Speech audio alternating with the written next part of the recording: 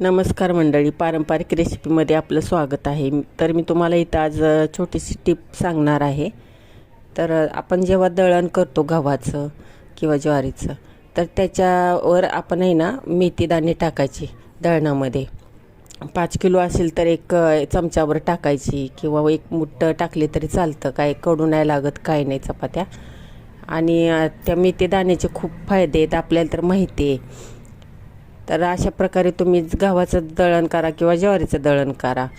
अशा प्रकारे तुम्ही मेथीदाणे टाकून दळून आणायचं बारीक चक्कीवरून आणि मग त्याच्या चपात्या भाकरी करायच्या. अजिबात कडू वगैरे लागत नाही, भाकरी पण छान खरपूस लागतात, चपात्या पण छान लागतात, चवदार.